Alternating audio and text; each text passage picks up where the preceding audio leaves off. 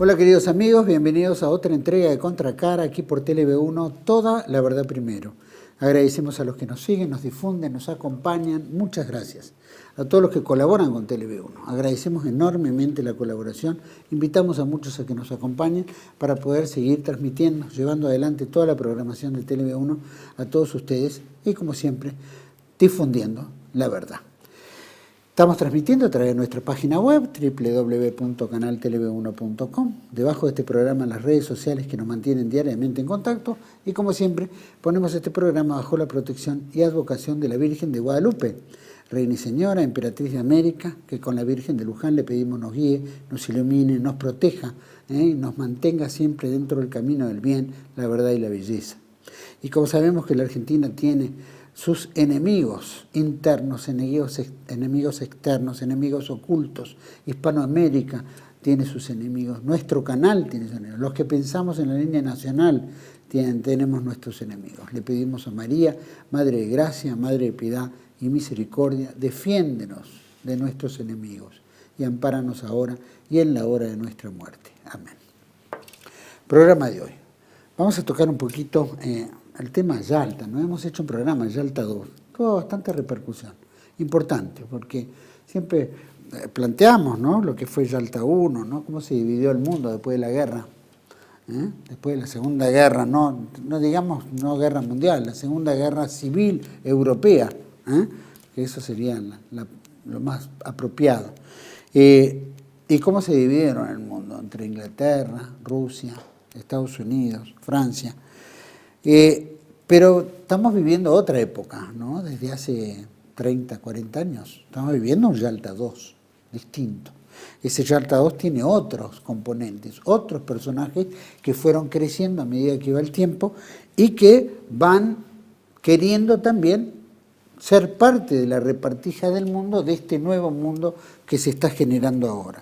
Sabemos que hay crisis económicas, crisis del dólar, enfrentamiento entre países, nacionalismos que surgen, intereses por territorios que se reclaman. Estamos viendo que hay guerras, ¿no es cierto? Guerras en el mundo, guerras que ni siquiera nos enteramos. La gente solamente percibe la guerra, ¿no es cierto?, de Ucrania, porque toca Europa. Pero ¿cuántas guerras hay en el mundo? Se habla de la guerra entre Israel y Gaza, que no es una guerra, es lo que se llama un verdadero genocidio. No hay contrincantes, no hay soldados del otro lado. En fin, estamos viendo una devastación y también un abuso de autoritarismo, ¿no?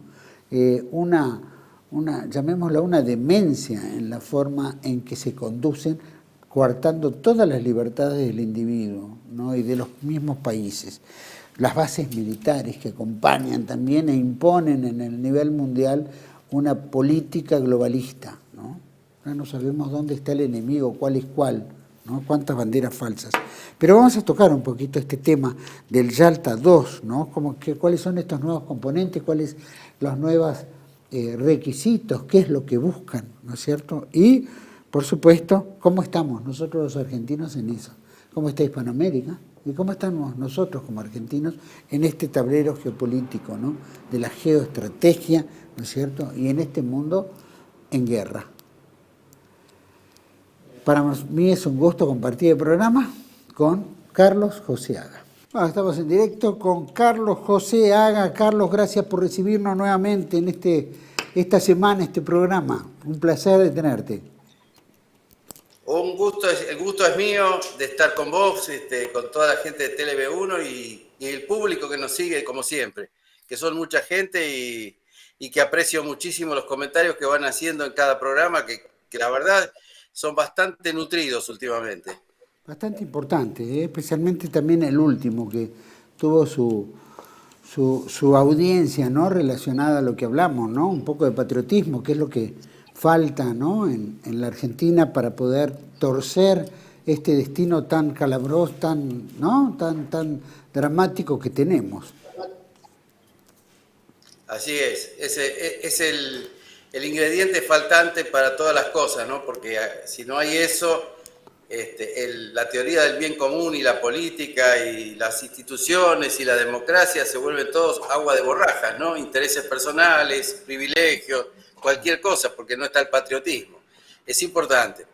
Es importante siempre, en toda política y en todo país que se precie de tener un futuro de crecimiento y de prosperidad.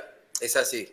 Decime, cuando uno Bueno, dice en ordenar las cosas, viste que el peronismo un poco tenía el tema de la comunidad organizada, las organizaciones intermedias, ¿no es cierto? Había como un andamiaje que se autocontrolaba entre sí. Eso podría haber sido un factor tal vez que si se hubiera compuesto o se hubiera implementado seriamente, tal vez se hubiera cambiado un poco el sentido de las cosas, se hubiera dado un poco más de patriotismo, o todos estos tiempos, ¿no es cierto?, de liberalismo y golpes de Estado y todo ha torcido esa visión, especialmente la democracia, entre comillas, que se reivindica tanto. lo que pasa, Juan Manuel, es que cuando está ausente el patriotismo, que es como el ingrediente básico de la política, porque el patriotismo no tiene ideología, el patriotismo es eso, en definitiva es ver los intereses primeros de la patria por sobre los otros. Entonces, al desaparecer este factor que coliga a toda la política, sea del color que fuese, detrás de la bandera, por decirlo de una forma muy gráfica, si falta eso, es como que se tiene permiso para desarrollar intereses individuales, porque no está nada que sea aglutinante por encima. O sea, no está la patria como que convoca al final. Y los intereses empiezan a ser cada vez más individualistas. Es el caso de nuestro, de la Argentina, es típico. Máxime, a medida que se fue formando la cleptocracia, el principal elemento atacado es el patriotismo, porque tiene que desaparecer en la medida que la cleptocracia necesita que no exista. Es decir, es un ingrediente que si todos los políticos de cualquier partido que sea tuviesen una escala de valores más o menos clara con respecto a los intereses del país, y viviríamos en un país diferente, sin ninguna duda. La comunidad organizada apuntó a eso, a que todas las fuerzas vivas, los intereses intermedios, los sindicatos, los empresarios, los militares, todos, estuviesen con una escala de valores y con un concepto de cómo debería ser la organización del país de un punto en adelante. Al no tener ese patriotismo, todo eso es como construir sobre la arena, se disgrega y es en realidad el problema que tenemos. Es importante, el patriotismo es fundamental. Después vienen las otras cosas. O sea, vos podés ser patriota y a lo mejor, ¿cómo te puedo decir? No ser democrático. Podés ser democrático y patriota. Entonces tenés ahí que el patriotismo está por encima de las ideologías. Es lo que conforma la cosmovisión principal de una sociedad sobre el futuro de sí misma. Entonces, la discusión política es cuál es el mejor camino para llegar a ese ideal, a ese norte que se perdió en algún momento. Bueno, y ese es un problemón que tenemos. Yo creo que es el problema más grande que tenemos, porque no encuentro en la política actual casi ninguna expresión de real patriotismo. Sí hay patrioterismo, envolverse en la bandera, ponerse la escarapela, ir al obelisco cada vez que hay fútbol. Todo eso es patrioterismo, pero el verdadero patriotismo es tener presente al momento de tomar una decisión que hay que ser autónomos, que hay que tener una idea clara de dónde se va y que el destino es común para todos los mismos que se llamen argentinos, por ejemplo. Sí. Entonces, como yo decía en aquel programa anterior, Argentina para los argentinos, ¿no? Eso es una mínima base de patriotismo. No es el patriotismo en su totalidad, pero al menos empecemos con algo, a que todos consideren que la patria es de cada uno de nosotros, de todos nosotros. Y no de unos sí y otros no, y que es muy fácil ir y decir que vengan los extranjeros y lo hagan porque nosotros somos unos tarados que no sabemos hacer nada. Es terrible. Bueno. Yo, antes de pasar al otro tema, que no cabe la menor duda que es interesantísimo, es simplemente que se utiliza la palabra, ¿no?, patriota. Hoy se habla patriota, ¿no?, los patriotas. Entonces Estados Unidos dice los patriotas, acá, ¿no es cierto?, este sector liberal, anarco-liberal, dice los patriotas, ¿no? Pero, ¿qué se entiende por esa palabra que, ¿no es cierto?, también casa patria, como utilizaba el kirchnerismo, la patria, pero se bastardea la palabra patria o el sentido de patria cuando no se implementa de verdad el sentido de la argentinidad en defender los intereses nacionales, soberanos, etc. ¿Qué mensaje le damos a eso? Que hablan tanto del Mirá, patriota. sí, yo veo que en el fondo es el interés por el bien de la patria. O sea, un patriota no es el que se dice patriota, porque ahora está de moda, como vos decís, ponerse patriota, patriotismo, inclusive hay algún que otro candidato que se hace llamar así, como el patriota, como si los demás no lo fueran. Es decir, hay muchas cosas que pasan, pero en realidad la denominación o la escarapela de patriótico, yo creo que la tiene el que trabaja para el bien común de todos los argentinos, sin distinción de partido. Eso es ser patriota. Lo demás es una facción que trata de apropiarse de la bandera argentina para beneficio personal. No es lo mismo. Es decir, de lejos que no, y aparte de mi historia personal, que conozco muchísimo sobre grandes, enormes e importantísimas obras públicas como las nucleares y todo, en mi historia personal, cada persona que se envolvía en la bandera argentina y se declaraba patriótico y qué sé yo, a los 5 minutos estaba torciendo los contratos, sacando ventajas, repartiendo coimas, por decirlo de alguna forma, todas muchas cosas raras que pasaron, ¿no? Pero siempre una característica era los que decían defender a la patria y todo, y trataban de que no se hiciera ninguna cosa salvo la que ellos querían. Porque ese era para ellos el interés de la patria. Y era el propio, no era el interés de la patria, nunca fue ese, pero era el propio. Así que es como ponerle la bandera por delante a todos y que bueno, y que te hagan caso, Claro. sigan por eso. Totalmente. Bueno, esa es un poco ¿no es cierto?, la zanahoria que se utiliza y se bastardea y por supuesto se traiciona.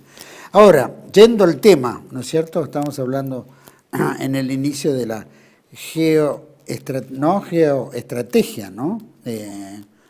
Lo que vive el mundo hoy en día, ¿no? Cómo se aplica, ¿no? Cómo funciona, ¿no es cierto?, especialmente en estas épocas. Y obviamente uno de los temas que también importa es que todo esto involucra guerras, ¿no es cierto?, y cómo las guerras, parece que no tuviéramos guerra, no solamente la guerra que hay es en Ucrania, ¿no es cierto? La única guerra que hay es, entre comillas, que no se menciona como guerra, pero porque no hay un ejército del otro lado, es el caso de Israel con Gaza, ¿no? Donde no es guerra, pero destruyen todo como si fuera una guerra. Más miles de guerras que deben ocurrir, que ocurren en África, ¿no es cierto?, particularmente en tantos lugares que no son noticia, ¿no? Pero danos un pantallazo de panorama. Mirá, la vez pasada nosotros hablamos como del Yalta 2, como la forma en que se está repartiendo el mundo en este momento. El Yalta 2 tiene una característica que lo diferencia del Yalta 1. Es decir, el Yalta 1, que fue a fines de la Segunda Guerra Mundial, es posterior a la guerra. O sea, es un evento que ocurre a la finalización de un conflicto, donde los vencedores se sientan en una mesa, como si estuvieran repartiéndose una pizza, se reparten el planeta. Este para vos, esta parte para mí. Bueno, eso fue el Yalta 1.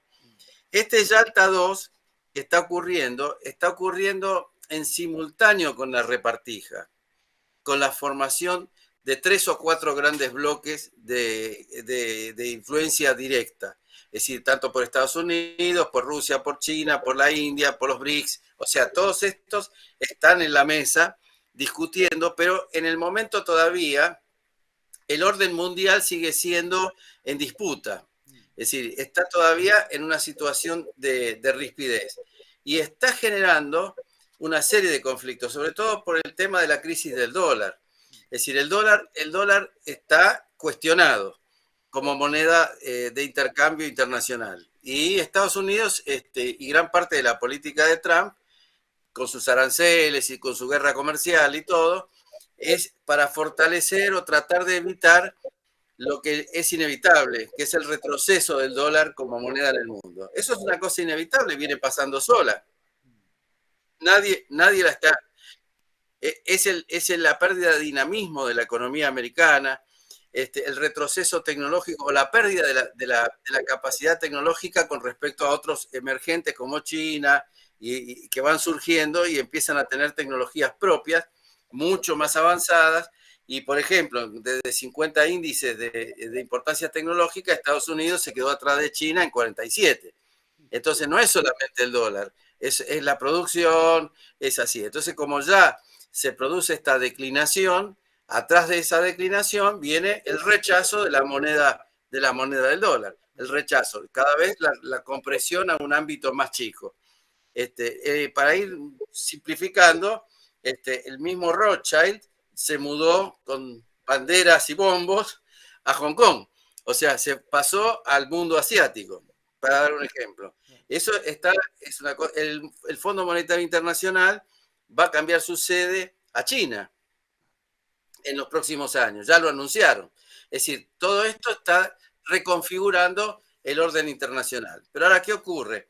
En la medida que estamos en este proceso de reconfiguración, las cosas no se dan pacíficamente. Es decir, en la historia de la humanidad, y es muy interesante leer la historia de las civilizaciones de Toynbee, que es un tratado bastante ya antiguo, porque tienen ya muchos años eso, pero es interesante el estudio que hace. Ningún orden mundial, cuando se alteró, cayó y renunció pacíficamente a su estructura de poder. Siempre hubo una exacerbación conflictiva alrededor de esto.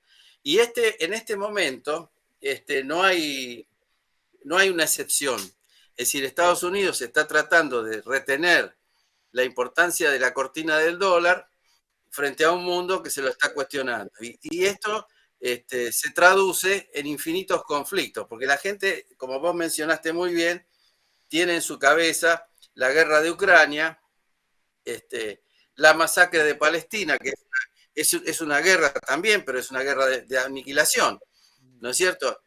No es una guerra donde hay paridad de fuerzas y hay un combate entre fuerzas armadas, no, hay disparidad total y es una guerra de aniquilación. Eso en este caso, la gente tiene pendiente en la cabeza estas cosas que son las que en la prensa occidental, básicamente, que es la que recibimos nosotros, están a la orden del día. Y si va a haber paz, y si no va a haber paz, etc. Yo voy a decir algo. Por ejemplo, es muy interesante ver en el funeral de Francisco los ausentes. Ahí se ve justamente, en las ausencias se puede apreciar con claridad toda esa disputa internacional. Lo mismo que esa sillita en la que se sentaron uno frente a frente, Trump y Zelensky, y que desplazaron a Macron. Yo no sé si la gente llegó a ver esas imágenes, sino que las busquen en YouTube y las va a encontrar, donde Macron se quiere meter entre medio y Trump lo echa, ¿no? Y como represalia después no le estrecha la mano. Hay una serie de gestos. Pero también en quién fue y quién no fue, se ve esta pugna por el poder mundial. Y seguramente va a tener incidencia todo esto en el colegio cardenalicio cuando elijan el nuevo papa. O sea, más que el Espíritu Santo, lo que va a jugar ahí va a ser la geopolítica y los intereses económicos en gran escala. Esto es lo que va a pasar. A esto hay que agregarle cosas que son literalmente tremendas, como por ejemplo la afirmación de Xi Jinping de que para 2027, ojo con esta frase, prometió anexar Taiwán. O sea, la anexión de Taiwán por parte de China tiene fecha ya. No es una cosa que está haciendo como un reclamo histórico de una sola China y que va a volver a ser chino, no. Ahora le puso un día y le puso una fecha concreta. Esto significa prácticamente un conflicto militar por ahí. Es decir, está dicho. Y además están las guerras sucias entre las distintas potencias, como por ejemplo lo que ocurrió en la India, entre la India y Pakistán en Cachemira esta misma semana. Uno lo tiene que relacionar con todo. Por ejemplo, la India es un protagonista muy importante de los BRICS. Lo mismo que China y lo mismo que Rusia. Y si uno mira las áreas de conflicto periféricas, están bien destinadas a Rusia, a China y a la India, ¿no? A mí no me extrañaría que el famoso atentado de Cachemira fuese una cosa como la del Nord Stream durante la guerra de Ucrania, es decir, hecha por los ingleses. No me extrañaría nada eso, porque son los que están tratando de inclinar la balanza en este juego de la anglósfera contra el resto. Carlos, te quiero interrumpir, no perdamos el hilo en eso, ¿no? Sí. Pero sabemos que el tema del dólar, recién hablabas del dólar y que se ve de repente Sabemos que el dólar no era una moneda de cambio solamente porque sí, porque convenía a todo el mundo, sino porque era impuesta, y de la forma que era impuesta era a través de 1.400 bases militares alrededor del mundo. O sea, cuando algo no funcionaba, esas bases militares se ponían en funcionamiento y automáticamente torcían, ¿no es cierto?, en favor del dólar. Toda esta pelea de Europa, donde aparece el euro, obviamente ya le hace otro desafío al dólar, empieza, ¿no?, esta guerra con Rusia, y Rusia se planta en el rublo, y entonces el rublo se valoriza, y bueno, todas las complicaciones económicas. Y pasa lo mismo con China, ¿no?, que también ahora se está valorizando. Es como una escala, donde estamos viendo que esas bases militares, por lo menos por ahora, no están mostrando los dientes para fortalecer ese dólar. Están como dejando que fluctúe. ¿Qué es lo que está pasando ahí? ¿Por qué pasa eso? No, bueno, las bases militares son la resultante de la política del dólar durante toda la etapa anterior, digamos 1945 hasta el año 2000, por decir algo, cuando cae el muro de Berlín. O sea, después de eso las bases militares empiezan a expandir, empiezan a rodear a Rusia, y esa es una de las causas de la guerra en Ucrania. Pero el tema se ha ido extendiendo ahora. Cuando se produce el desafío, fíjate un punto importante, que mucha gente seguro que no lo sabe. En este momento hay 56 guerras activas y es la mayor cantidad de acciones militares desde la Segunda Guerra Mundial. En este momento, ahí tenemos un gráfico donde se muestran las zonas de guerra, el gráfico 1. Hay 56 conflictos armados. O sea, nosotros registramos mucho lo de Palestina, registramos mucho lo de Ucrania, registramos ese tipo de conflictos, pero no nos damos cuenta que hay 56 guerras, de las cuales, digamos, se llevan puestas a miles y miles de personas por día. Es decir, a veces son guerras muy violentas y salvajes. Y según se ve en ese mapa, abarcan prácticamente toda la zona, todo el mundo. En todo el mundo hay algún conflicto, así militar activo, o fomentado, como sea irregular, o regular con ejércitos regulares. Pero los hay. Y esto significa que el mundo, en este momento de ajuste y de reparto de las esferas de influencias, ya está en guerra. O sea, hay una tercera guerra mundial en desarrollo, que no sea declarada y que no sea con armas nucleares y que no haya sido explícitamente puesta sobre la mesa. Si uno mira ese mapa, este mundo está en guerra. No cabe ninguna duda, porque hay guerra por todos lados. 56, no una, 56, activa. Pero no, desde Yalta en adelante hubo guerra permanentemente todo el tiempo también, ¿no? En diferentes... Hubo guerras, pero no esta cantidad. Esta cantidad es la mayor desde la Segunda Guerra Mundial. Mira. Esto es un hecho concreto importantísimo. Y las mayores son masacres, pero totales, como la de Sudán, Afganistán, la de Siria, que es crónica, la del Congo, Yemen, Myanmar, que es una masacre tras otra, Nigeria, Somalia, Burkina Faso, digamos, esas son las más violentas y donde hay mayor cantidad de armamento en juego, que no es pequeña cosa, hay armamento muy pesado y muy importante. Es decir, son guerras que se continúan de forma constante. A estas guerras, en medio de este reparto, hay que sumarle, por ejemplo, lo que muestra el gráfico 2, que son todos los conflictos potenciales en los que se van a basar los estrategas de las partes para producir nuevos conflictos, o sea, nuevos conflictos armados. Estos son conflictos de tipo político, como tenemos nosotros el conflicto por la recuperación de las Islas Malvinas, y hay otros lugares en el mundo donde pasan cosas similares. Pero esos conflictos son aprovechados por lo general en una situación de reparto para generar al otro un conflicto en su zona y distraer sus fuerzas armadas y tenerlo ocupado con una guerra en cualquier momento. Y esto lo están planificando y lo están ejecutando, porque si hay 56 ya, es decir, que haya 60 o 70 dentro de unos meses, no nos va a sorprender mucho. Esto es una cuestión elemental. Ahora, este sistema, que uno lo ve en el África, por ejemplo, que es la tercera placa, uno lo pone ahí en el África, por ejemplo, se ha focalizado por qué hay tantas guerras en el África. Específicamente porque China ha tomado posición en África.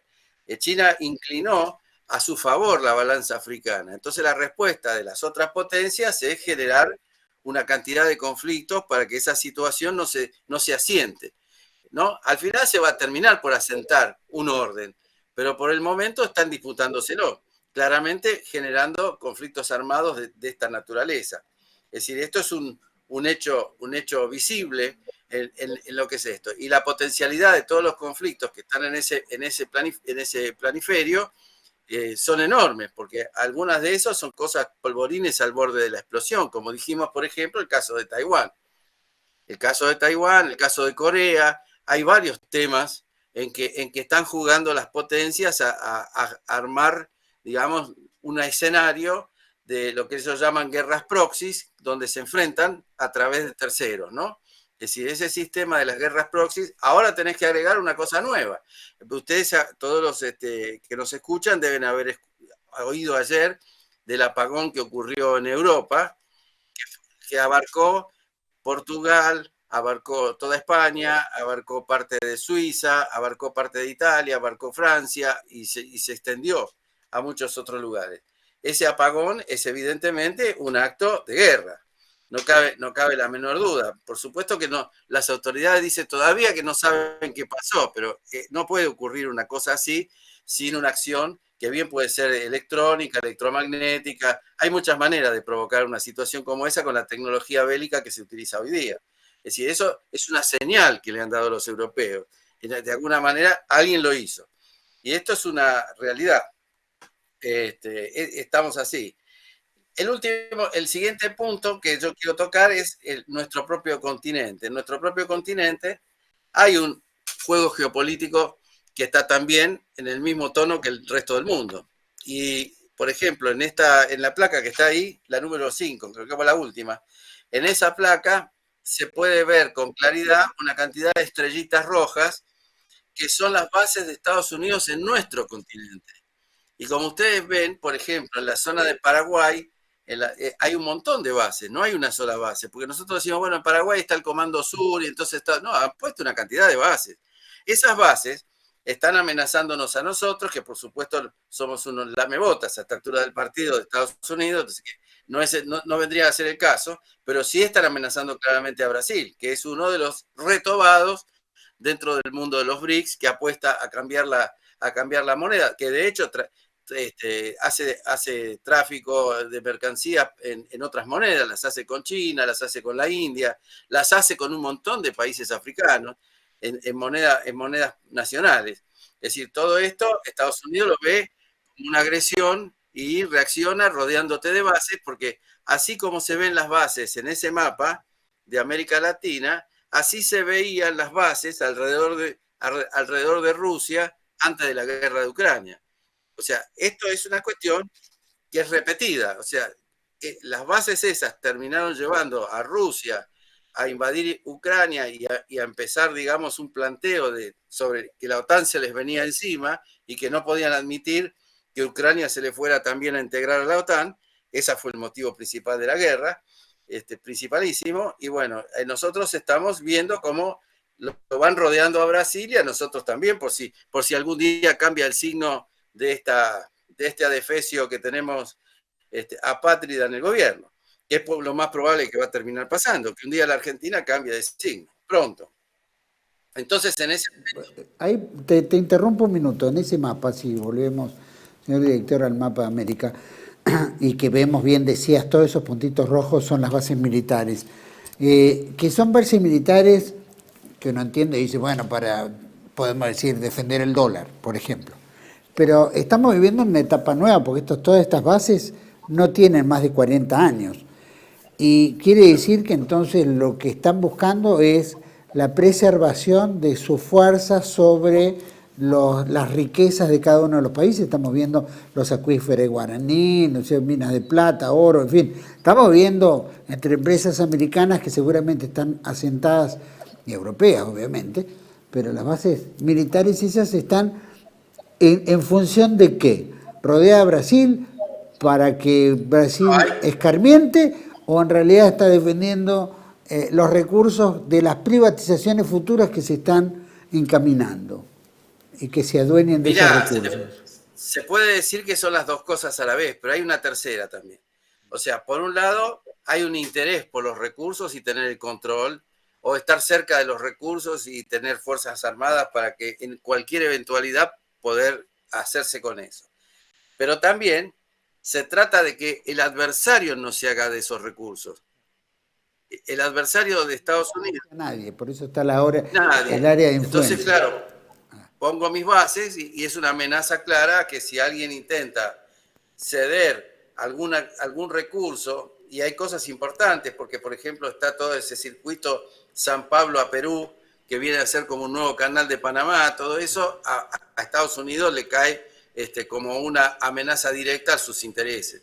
Es evidente que es una amenaza a sus intereses, yo no tengo ninguna duda, lo que pasa es que Estados Unidos se extralimitó en sus intereses, entonces tiene intereses que no debería tener, y ahí está el meollo de la cuestión. Entonces, para defender esos intereses de prácticamente predominio o impedir que otro acceda a acercarse a esos recursos, se genera toda esta militarización que además no está sola.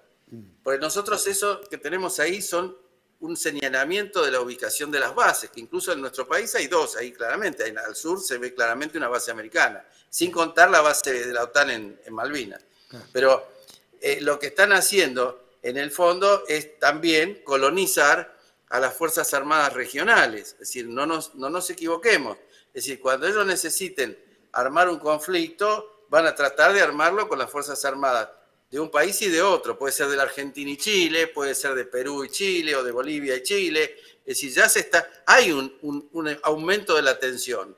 Por eso había puesto antes el mapa de los conflictos abiertos de tipo jurídico, políticos, institucionales, de reclamos territoriales, todo lo que encierra el mundo de hoy día, que es el material de trabajo que tienen los estrategas de los países centrales.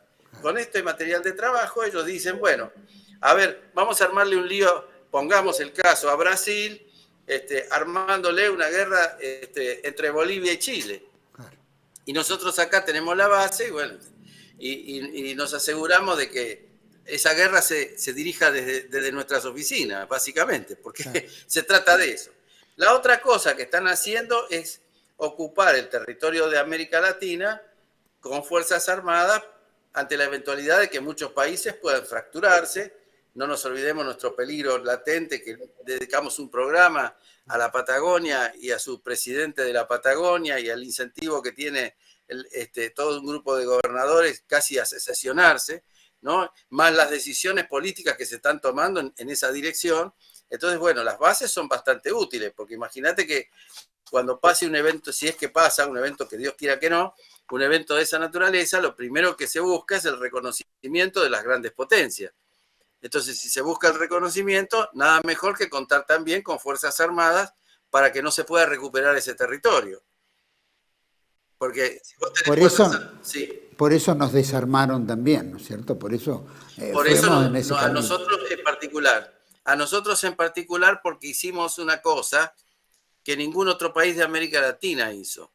Y no, es decir, me refiero por un lado a Malvinas, pero por otro lado me refiero a la etapa de los años anteriores, digamos, hasta 1970, la Argentina hizo un gesto de competitividad muy fuerte con Estados Unidos, no solo en lo comercial, sino también en lo industrial, y nosotros teníamos una producción de un orden muy similar, y en algunas cosas hemos sido bastante pioneros, como puede ser en la energía nuclear, como puede ser en el aluminio, como pueden ser en un montón de otros temas, donde hemos sido pioneros. El resto de América Latina en ese momento estaba como más achatado y subordinado a Estados Unidos. Obedecía más la dinámica que salía de Washington.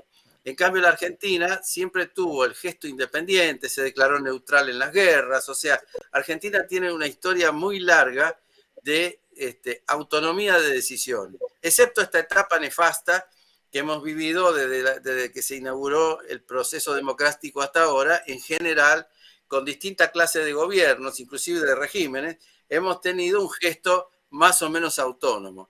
No nos olvidemos que las dictaduras militares del golpismo que vos bien mencionaste, durante años fueron muy impulsoras del desarrollo, a pesar de que eran dictaduras y no había democracia y todo lo demás, porque toda la disputa, por ejemplo, con Brasil sobre los ríos compartidos, el uso de las represas, la represa de Itaipú y Yacyretá, con el tema de la cota, que fue un debate tremendo. Es decir, todo este tema era parte del proyecto militar desarrollista que tenía la Argentina y que la verdad Estados Unidos no aprobaba bajo ningún punto de vista. Así se construyó también el Chocón, así se hizo Atucha, muchas cosas se hicieron en la Argentina que en realidad fueron vistas desde Washington como un gesto de autonomía pasible de ser imitado. Y ahí está el problema. El problema no está... Después colaboraron todos, ¿no? Como bien dijiste, la etapa del golpe de Estado del 76, del proceso, que por lo menos tanto no tocó, abrió las partes económicas y por supuesto no se endeudó, pero después viene todo el proceso que es entreguista.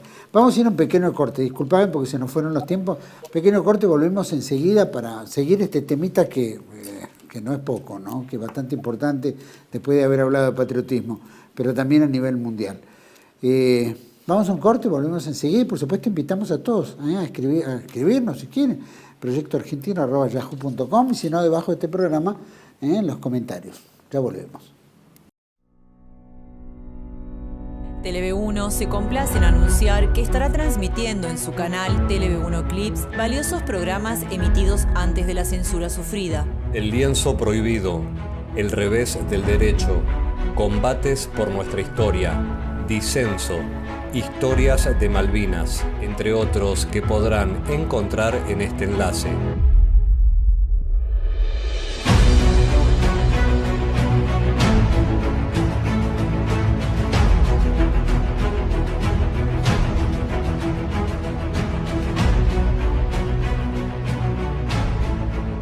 Agradecemos su aprovechamiento y difusión. Bienvenidos a CEPA, Centro de Estudios del Pensamiento Americano. Nuevo sitio web de cursos de formación en política, filosofía, historia, literatura, geopolítica, religión, psicología y más. Cursos de formación que reflejan el verdadero pensamiento americano. Lo invitamos a elegir el curso de su agrado ingresando en www.cepa.la.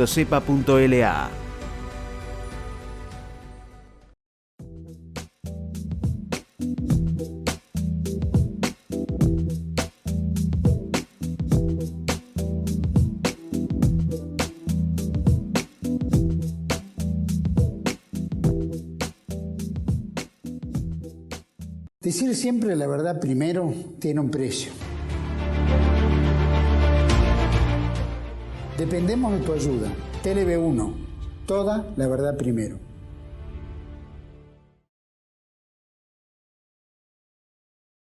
Bueno, estamos de vuelta en este segundo bloque con Carlos José Haga. Querido Carlos, licenciado en Ciencias Políticas, escritor, analista, muy importante, sin duda. Gran contribución y principalmente sentido común, que eso es lo que más falta en la Argentina. Carlos, estamos hablando un poquito de estas, obviamente, bases militares, intereses y el desarme, que bueno, que nosotros pasamos ese proceso y contribuimos indirectamente, o por lo menos nuestros cipayos contribuyeron indirectamente para desarmar la Argentina, ¿no? Entregarla y bueno, vivir esto que estamos viviendo ahora con una base militar que probablemente el día de mañana el presidente de la Patagonia o el rey de la Patagonia, no sé cómo será esa denominación que aspiran tener, puedan ser apoyadas por una base militar que los reconozca como un Estado independiente. O Inglaterra, o lo que fuera, ¿no es cierto? Que estamos rodeados ahí, entre los chilenos, los ingleses y los norteamericanos, estamos en el horno ahí, ¿verdad? Bueno, hay una disparidad bastante importante en el armamentismo. O sea, Argentina, como bien decís, ha sido totalmente desmantelada militarmente, mientras que no es el caso de nuestros vecinos chilenos, no es el caso del Brasil. Es decir, hoy día los demás países han tenido un proceso de defensa de de las Fuerzas Armadas y contar con herramientas suficientes para los conflictos hipotéticos que ellos tienen. Lo que yo creo que nosotros estamos más problematizados a pesar de esto, que esto es un problema soluble, se puede arreglar, se puede reequipar las Fuerzas Armadas con un sistema más moderno, porque realmente la guerra moderna no es la misma de antes. Se usa mucha más tecnología, se usan drones, es decir, se usan misiles de muy hipersónicos, de muy largo alcance. Hay un montón de nuevos elementos para defenderse que antes no estaban. Es decir, creo que la guerra de Malvinas fue la sorpresa del Exocet, pero después de esto hubo toda una evolución muy importante. Al margen de este asunto militar, yo creo que el problema político es que de esto que venimos hablando no se habla en la política. Es decir, la reconfiguración del orden mundial tiene que servirnos a nosotros, entender la reconfiguración tiene que servirnos a nosotros, básicamente para forjar nuestra política y ocupar los espacios de poder en el mundo que existen para un país de las características de la Argentina. Pues si vos ponés la Argentina sobre el mapa de Europa, cubrís todo el mapa de Europa. Es decir, es un país realmente importante y que tendría que serlo en el concierto de las naciones, por su tamaño nomás, geográfico. Y no lo es porque nuestra política no está pendiente de estas cosas. Es decir, si uno mira todo esto y ve que el África es importante, y ve que los BRICS son importantes, y ve que la India tiene una importancia estratégica y ha desarrollado un modelo de muchas cosas con los que somos complementarios, es decir, carecería de sentido elegir una política como la que tenemos ahora, alineada con Israel y con Estados Unidos. Carece completamente de sentido, porque nosotros estamos eligiendo un bando. Estamos eligiendo un bando que la verdad las cosas no le están yendo muy bien, porque el dólar no se ha fortalecido, porque la guerra comercial Trump es muy difícil que la pueda ganar, casi imposible. Es decir, lo que puede conseguir Trump con eso es perturbar a todo el sistema mundial, pero hasta ahí es la acción que puede desarrollar. Es decir, no va mucho más allá de eso. Entonces estamos nosotros atados al carro del resultado que pueda tener Estados Unidos. Y es curioso que lo hagan estos supuestos libertarios, porque son unos supuestos libertarios, de libertarios no tienen nada, son simplemente apátridas. Lo que ellos están haciendo es simplemente apostar a favor de un modelo donde está preestablecido quién debe ser el ganador, que viene a ser Estados Unidos e Israel. Mientras que el mundo realmente, si uno mira toda esta cantidad de conflictos, no está resuelto esto. No es que ya Estados Unidos volvió a ser la primera potencia mundial y tiene el control del planeta y con sus fuerzas armadas y sus bases puede someter a cualquiera. Hoy la situación está realmente bajo cuestionamiento. Es decir, no se sabe si la OTAN va a seguir existiendo o no. A este punto llega, porque si Estados Unidos toca Groenlandia como pretende Trump, Europa va a saltar en contra de Estados Unidos, sin ninguna duda, ya lo han dicho. Inclusive hasta la Dinamarca, que es un país relativamente modesto desde el punto de vista militar, movilizó fuerzas militares a Groenlandia nada más que por los anuncios. Esto es lo que está pasando. El otro tema, por ejemplo, es en México. Ha dicho estos días que los cárteles eran terroristas y que Estados Unidos se reserva la facultad de invadir México para combatir el narcotráfico. O sea, ya estamos hablando de... Por eso yo decía que el nuevo Yalta, el Yalta 2, del cual hablamos en todo un programa anterior, hoy es anterior al conflicto, no posterior. O sea, el conflicto, esto va a ser un disparador de más cantidad de conflictos en más regiones de las que tenemos en conflicto ahora. Con lo cual, la guerra, en la forma de guerra, se va a ir expandiendo a distintos lugares bajo distintas formas. Es una pena que en general no se informe tanto sobre estas situaciones, porque 56 guerras, muchas de ellas son también de aniquilación, como la que practica Israel en Gaza. Es decir, en estas guerras africanas hay realmente situaciones de crisis humanitarias extremas, pero ni siquiera lo refleja la prensa. ¿Por qué? Porque la prensa en la prensa occidental en general, está jugando el mismo partido que Milei. O sea, está pensando que ocultando todo esto de la vista no exista. pero en realidad está existiendo y es un desastre en marca cañón. Es decir, el mundo está entrando en un proceso de violencia mucho más importante y ahora se están empleando nuevos métodos.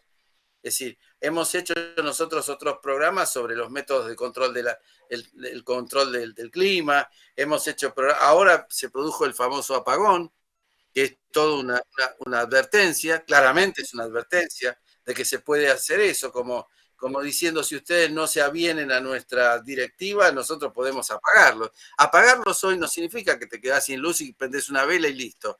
Apagarlos hoy significa que como hay dinero digital, hay todo funciona a través de cajeros automáticos o a través de transferencias electrónicas. Es decir, cuando te apagan la luz, te apagan todo el sistema, te apagan la economía. Combustible, compra alimentos, es decir, es todo. Y esto puede estar vinculado al famoso reseteo que tanto hablaban del Foro Económico Mundial, Klaus Schwab, ¿no es cierto?, el satánico y tantos otros que siempre hablaban bien del reseteo, tenemos que estar preparados para el reseteo. Esto es algo que es una prueba, llamémoslo, un testeo. Yo te diría que es más que una prueba, es una amenaza concreta de que te pueden resetear. A vos te llegan a cortar así el sistema durante un periodo mayor a 3 o 4 días y toda la gente se queda sin poder ni siquiera comer en Europa. Es una cosa. A mí me sorprendió ver en un video que me mostraron hoy, me sorprendió ver que todos los europeos parecían estar festejando el Día de la Primavera por el apagón. No se dieron cuenta digamos, el pueblo hablo, ¿no? La gente. No se dieron cuenta de lo que implica ese evento. Y tampoco se preguntan por qué las autoridades energéticas europeas todavía no dan ninguna explicación sobre el asunto. Porque un apagón, escúchame, en la Argentina, que no somos unos genios y tenemos un sistema bastante atados con alambre, que de lo que también hemos hablado muchas veces, cuando ocurre un evento cualquiera que produce un apagón, a los 10 minutos sabemos cuál es la causa. Sí, ya no pasó. ¿Cómo pasó? Claro, si se cayó una torre, si una planta eléctrica de importancia, ponerle Central Costanera, para decir una grande, ¿no?, se apaga o se sale de servicio y te arrastra todo el sistema y se produce un apagón. Nosotros eso lo sabemos, lo hemos vivido. Y enseguida se sabe dónde está además el problema. En 2 minutos sabes, lo que no significa que lo puedas arreglar enseguida, pero al menos tenés detectado cuál es el problema. ¿Cómo puede ser que ni Francia, ni Alemania, ni Portugal, ni Italia, ni ninguno de estos países que tienen además redes eléctricas altamente profesionalizadas no sabe cómo es que se lo apagó todo el continente prácticamente? Bueno, imagínate todo lo que están insistiendo en la energía limpia de utilizar la electricidad, tanto en los ferrocarriles como en los automóviles, ¿no? Hay una movida que no hay que usar combustible, cuando en realidad el combustible es ilimitado. Supongo que no se va a terminar nunca. Es decir, para que se termine el combustible se tiene que terminar la tierra. De todas maneras, este incentivo también es una forma de controlar, ¿no es cierto?, que yo pago la llave, bajo la llave y todo el mundo se queda inmóvil, más allá de que no pueda cargar nafta, etcétera, etcétera, ¿no? Bueno, ocurrió durante la pandemia eso. Claro, tal cual. Entonces, durante la pandemia es el mismo fenómeno, te ponen adelante un miedo bárbaro a la sociedad, le imponen un terrorismo, básicamente porque es un terrorismo, la gente se asusta, tanto se aterroriza, que se queda en su casa y empieza a obedecer órdenes de toda clase que le querían impartir. Sí fue una cosa tremenda. Y ahora esto ya te está diciendo que para hacerlo ya no necesito generar que vos te asustes. Te apago y chao. Es más directo, es mucho más importante. Y si vos ves esta cantidad de conflictos que estuvimos analizando nosotros, es una forma de que esas sociedades estén ya apagadas, porque una sociedad africana como las que, por ejemplo, Burkina Faso, Somalia o Sudán, están virtualmente en un estado de parálisis, los estados están divididos en pedazos, los pedazos están en guerra, a las guerras las alimentan las grandes potencias. Es decir, por ejemplo, Francia tiene un papel, fíjate un dato interesante, cuando se aplicaron las sanciones a Rusia por el tema de la guerra en Ucrania, se aplicó sanción a todo menos a una cosa, que Estados Unidos la sigue comprando a Rusia, el combustible de sus centrales nucleares. Todo el combustible de las centrales nucleares estadounidenses se sigue comprando permanentemente a Rusia, haya con guerra, sin guerra, y lo compraba tanto Biden como Trump, no es que Trump varió eso, es decir, sigue con eso. Ahora vienen a buscar el uranio en la Argentina, o sea, ¿por qué? Porque quieren tener la reserva de uranio que tenemos, que no es gran cosa, pero la tenemos, la quieren tener controlada, para así poder reemplazar eventualmente a los rusos. Entonces, con este uranio, y ya el negocio se lo está regalando el apátrida a Eurnequian, en forma directa, que es su jefe, que fue su jefe y el que le pagó el sueldo durante toda su vida. Él era empleado ahí.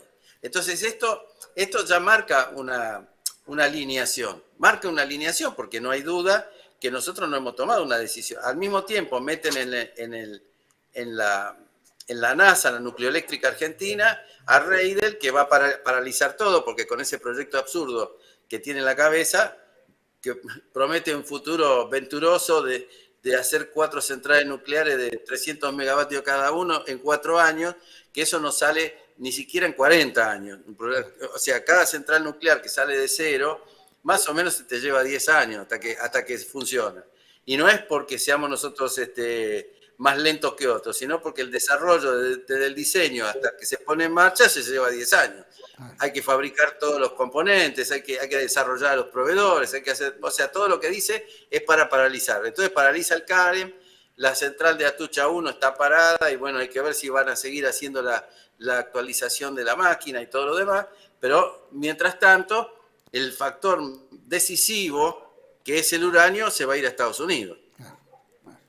Así como yo te hablé en otros programas lo que iba a pasar con la planta de licuefacción de gas. Nosotros fuimos los primeros que dijimos que nunca iba a haber esa planta y que lo máximo que podía pasar y que iba a haber unos barcos de licuación así muy chicos, y eso sí se podía hacer y que es lo único que podían hacer, que es lo que pueden manejar las empresas de la dimensión que nosotros tenemos, porque internacionales no nos va a venir nadie a hacer una planta de licuefacción a nosotros para competir justamente con Estados Unidos, que es el principal proveedor del mundo ahí. Es decir, es un absurdo político, o sea, hay que tener algunas neuronas un poco quemadas para que se le pueda ocurrir a alguien que eso era viable, ¿no? Bueno, esto es lo mismo. Entonces, nuestro gas, que lo tenemos y podríamos utilizarlo nosotros para hacer un complejo, yo diría, energético-industrial propio, porque la energía es un factor importantísimo en la sociedad del conocimiento moderna y en todas las tecnologías que se utilizan. Entonces, si tenemos el combustible, tenemos la posibilidad de hacerlo, y bastante barato, porque en definitiva el gas, las máquinas, las turbogás, son máquinas baratas, no son de una gran inversión, como pueden ser, por ejemplo, las nucleares o algún otro tipo de tecnología. Entonces, podríamos hacer un proyecto independiente, tranquilo, no, pero en esta decisión geopolítica, en este orden en el que nos están insertando, nuestro gas tiene que ir a alimentar a la potencia industrial que es Brasil. Y así va a ser. No es que se va a hacer diferente. Así va a ser a menos que nosotros tengamos la lucidez de utilizar ese gas, poner a disposición gran cantidad de energía y convocar a las industrias electrointensivas, que son las más importantes del mundo y las que dejan mucho más valor agregado que otra cosa, las que además emplean gente todavía para utilizarlo en beneficio de nuestro propio desarrollo y no mandarlo en bruto. O sea, ahora va a pasar lo mismo. Nosotros le vamos a mandar el gas. Era como antes pasaba con el sistema de Gran Bretaña en la época en que nosotros mandábamos el cuero y los ingleses nos mandaban los zapatos. Claro. Es decir, con Brasil estamos en eso. Decime, sí, sin duda, ¿no? Lo nuestro es aberrante, ¿no? Porque siempre se elige el camino errado, ¿no? Disculpame que te quiero subrayar algo. Brasil está en la disputa geopolítica. O sea, Brasil no es Estados Unidos. Están disputando con Estados Unidos. Y se quedó con nuestro gas. Tengamos en claro eso. No es que Brasil nos va a ayudar en algo en esto. No, Brasil se está ayudando a sí mismo. Y volviendo al principio del programa, Brasil cuenta con una clase empresaria absolutamente patriótica. Cosa que nosotros no tenemos.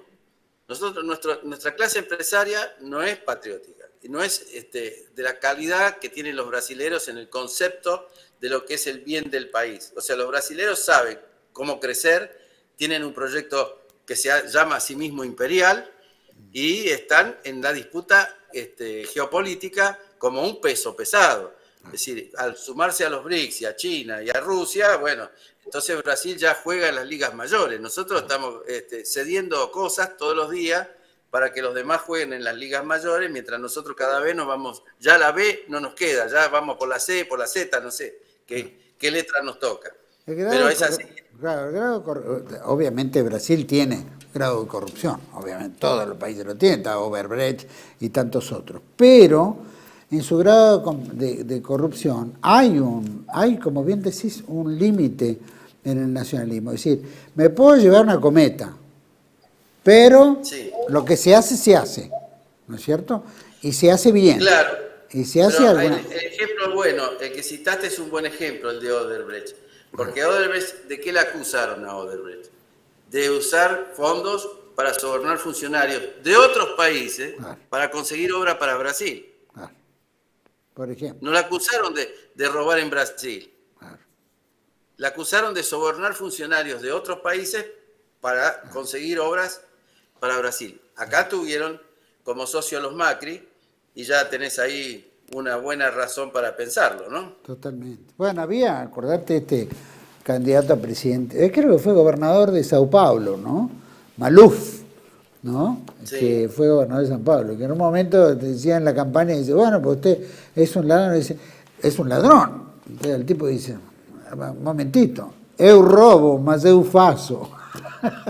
Robo, pero bueno, hago. Hay un viejo evento que a mí me contó, que lo he tenido el gusto de conocer en alguna época, pues a mí los personajes que tienen algo que ver con la historia siempre me atrajeron, a veces conocerlos personalmente, ¿no? Acá en la Argentina vivió Vittorio Mussolini, el hijo de Mussolini, durante toda su vida, después de la guerra. Y iban a un café que quedaba en la calle Lavalle, que era realmente un club de fascistas, ¿no? Todos los viejos fascistas que habían combatido la guerra, hemos tenido dirigentes empresarios que tuvieron mucha influencia en esa época, como don Vittorio Orsi y demás, ¿no? Sí. Eran tipos que habían participado de esos hechos y todo lo demás. Y siempre entre ellos hacían un chiste, que no era un chiste, sino que había pasado de verdad en Italia. Resulta que a un tipo lo habían acusado de corrupción. Entonces Mussolini lo defendía y decía que, bueno, él lo iba a ir a defender en el tribunal. Entonces, claro, cuando llega al tribunal en el juicio por corrupción, aparece Mussolini. Entonces todo el mundo dice, ¿qué pasó acá? Lo va a venir a defender en persona. Y el tipo dice, sí, yo lo voy a defender. Y pide que comparezcan los 5 administradores anteriores de la misma empresa del Estado del acusado, ¿no? Entonces el primero viene y le dice, bueno, cuando usted era presidente de esta corporación, ¿cómo estaba la situación? Entonces el otro le dice, bueno, Ducci, habíamos déficit, perdíamos plata. Bueno, ¿y cuánto perdían? Y le va a dar una cifra importante. Y el siguiente lo mismo, Y cada vez la cifra de la pérdida era cada vez más grande, ¿no? Esos eran los honestos. Y resulta que cuando llega al ladrón, el supuesto ladrón, el tipo que estaba acusado, le hace la pregunta inversa. Le dice, dígame usted, ¿cuánto era el déficit? ¿Cuánta plata se perdía en la corporación mientras usted estaba como presidente? Entonces el otro dice, no, Ducci, habíamos superávit y ganábamos una fortuna tremenda. Entonces, claro, Mussolini se da vuelta, mira al tribunal y dice, ladri, como puesto quiere la Italia. Claro, tal cual. Bueno, los nuestros roban y arruinan todo. Claro, no hacen nada aparte, ¿no? Ni siquiera hacen. Hace 20, 30, 40 años, 50 años están hablando que van a hacer la zanja, que van a hacer ¿no es cierto?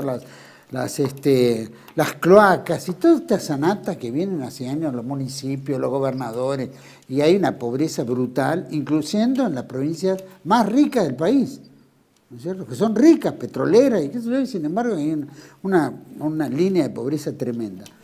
Carlos, para ir... La gente que recorre el país me dice que la infraestructura está completa y absolutamente destruida. Sí, totalmente. En estos tiempos. Pero ni siquiera su propia provincia, una cosa demencial. Para ir concluyendo, creo, cuando hablas de todas estas guerras, 56 guerras en el mundo, ¿no? Volviendo un poquito a este tema, vemos que prolifera hoy en día, qué sé yo, el nacionalismo, ¿no? Rusia quiere Crimea, etcétera, el otro quiere no sé qué cosa, China quiere Taiwán, es decir, todo lo que en algún momento fue coartado hoy resurge, ¿no? Cuando Saddam Hussein entró en Kuwait, dijo que Kuwait era de Irak, ¿viste? Y después, todas estas guerras que se fueron dando, ¿cómo las podemos interpretar? ¿Como guerras legítimas? ¿Como bandera falsa?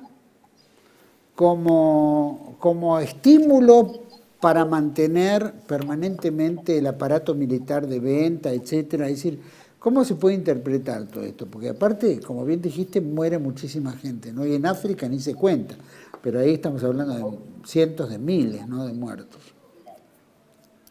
Bueno, las guerras cumplen todas esas funciones a la vez. O sea, hay guerras que son legítimas, me parece. O sea, la anexión de... Siempre es un caso es legítimo, ¿cómo?, para ir. Siempre está la excusa de la legitimidad de ir, ¿no?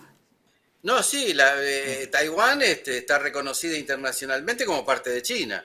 El único país que no conoce, o sea, que no lo reconoce más, o sea, políticamente reconoce que es parte de China, pero lo sostiene aparte de China, ¿no? Claro. O sea, aunque jurídicamente le reconozca el derecho, de facto reconoce al gobierno de Taiwán, Estados Unidos y Paraguay, básicamente, casualmente donde están las bases, ¿no?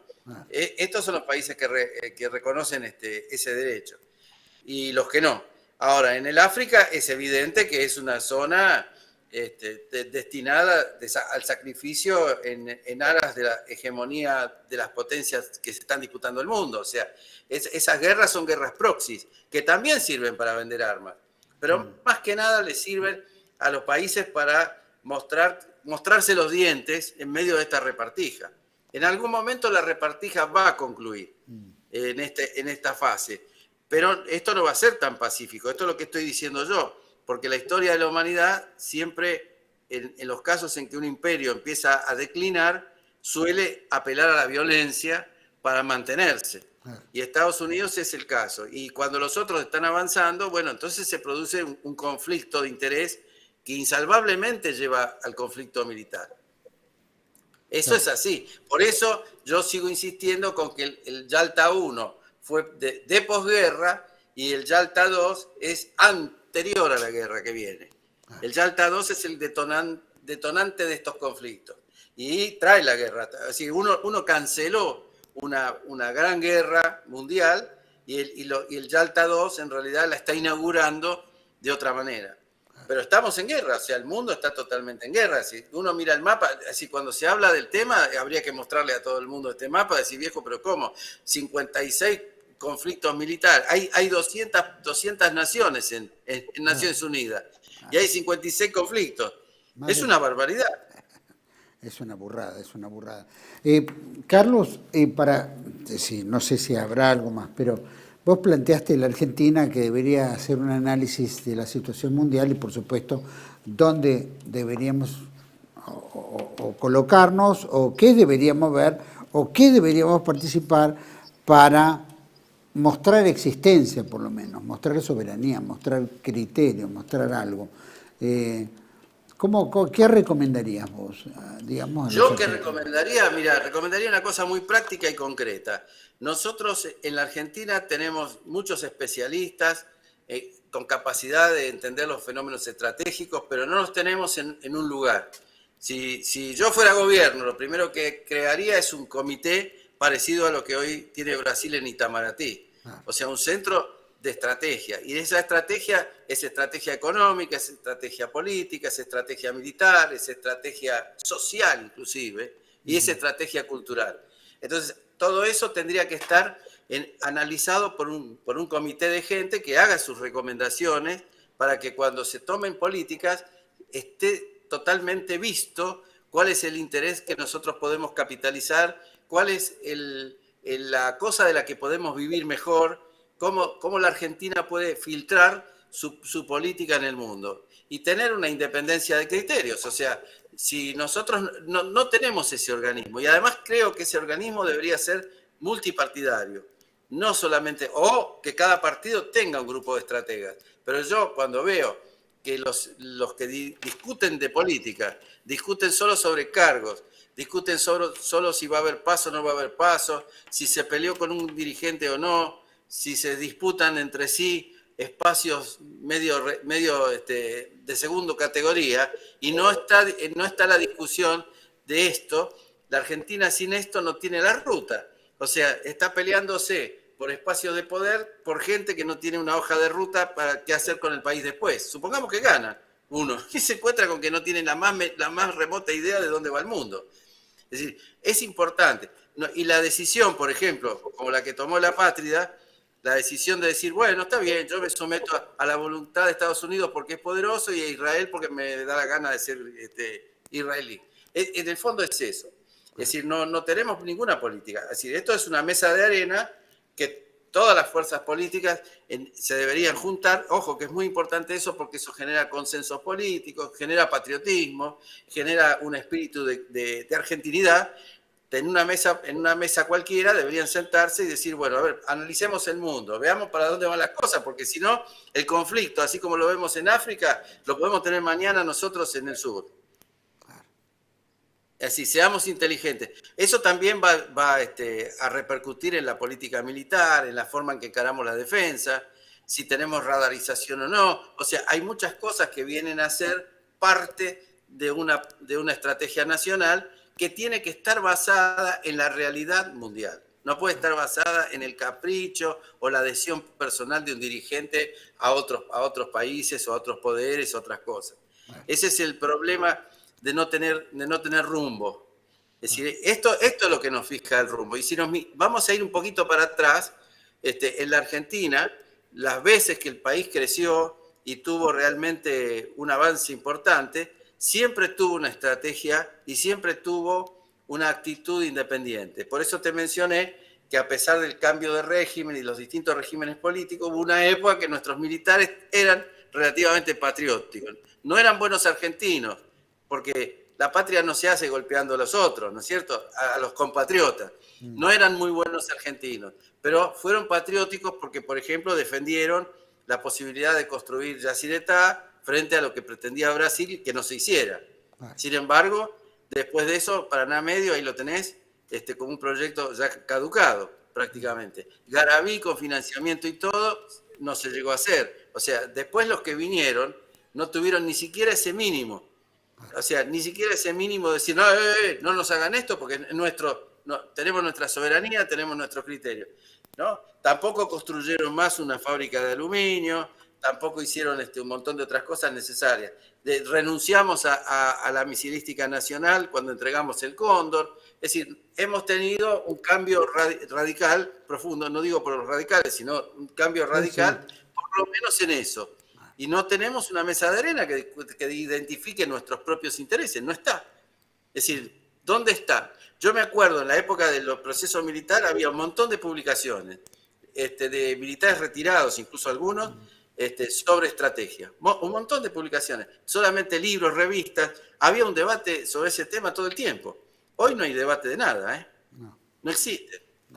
Ni siquiera hay debate de qué hacer con el mar argentino, digamos, que es todo un frente de guerra, y porque nosotros con los ingleses nunca hicimos un fin de la guerra. Se hizo un armisticio y un convenio de lo más trucho, con el paraguas famoso de la soberanía y todo eso, pero en realidad la guerra no está terminada.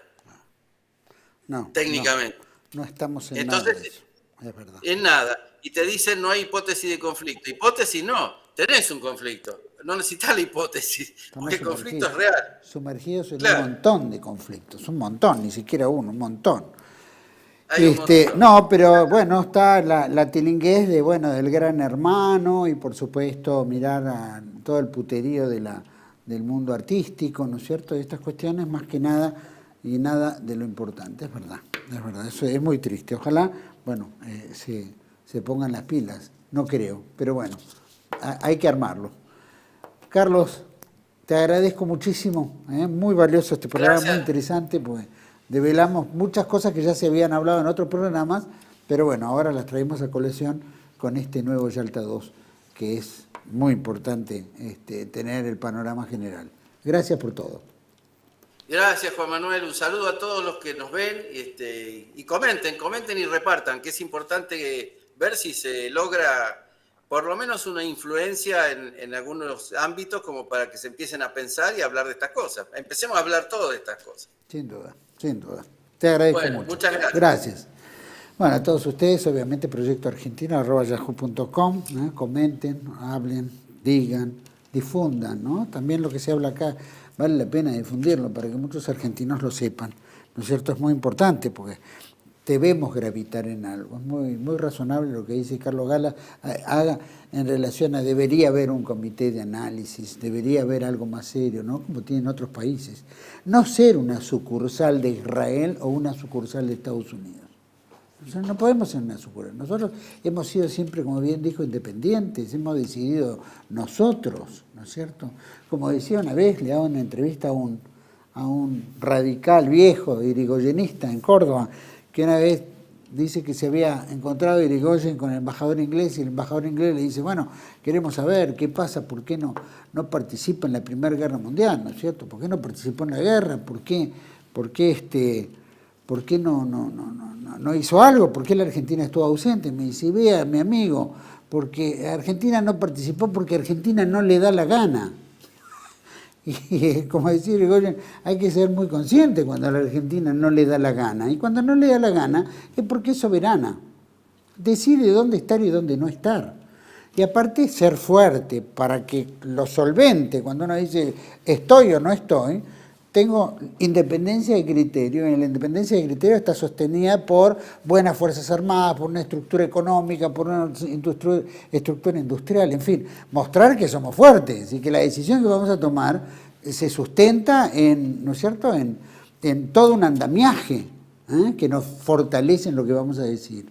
Pero Argentina se fue diluyendo, toda la democracia, los golpes de Estado, especialmente el 76, fue desastroso para el futuro del país. Y todos han sido agentes de embajadas extrañas. ¿Por qué? Porque se debía, entonces como se debía se obedece, entonces como se obedece se firma cualquier cosa con tal que le presten plata y aguantar ese gobierno un poquito más, como lo acaba de hacer Milei recién, como lo hizo Macri, como lo hicieron todos. Entonces uno dice, pero al final de cuentas, ¿no es cierto?, ¿dónde está el patriotismo? ¿Dónde está, ¿no es cierto?, hablar de la soberanía, golpearse el pecho, como dice, ¿no es cierto?, Carlos Saga, envolverse en la bandera, al final ser los primeros traidores, ¿no? Los cipayos, ¿no?, los que entregan el país, entregan el pueblo, entregan el futuro, entregan las riquezas. Bases militares, ¿no es cierto?, coartan la posibilidad de ser verdaderamente independientes. Frente al mundo entero en conflicto, como bien planteaba Carlos Saga, 56 guerras en el mundo, no es poca cosa. Estamos hablando de una cuarta parte de las naciones del mundo están en guerra. Y nosotros paviando con un presidente que está viendo a ver si puede ir a sacarse la foto con Trump. Es decir, no es un presidente, es un imbécil. Y lo que lo rodea es una camaña de buitres, ¿no es cierto?, de una calaña de vampiros que están solamente para ver dónde pueden succionar y hacer guita y hacerse el ala de ellos. Es muy grave. Y nos venden espejitos de colores. Es muy grave lo que está pasando en la Argentina.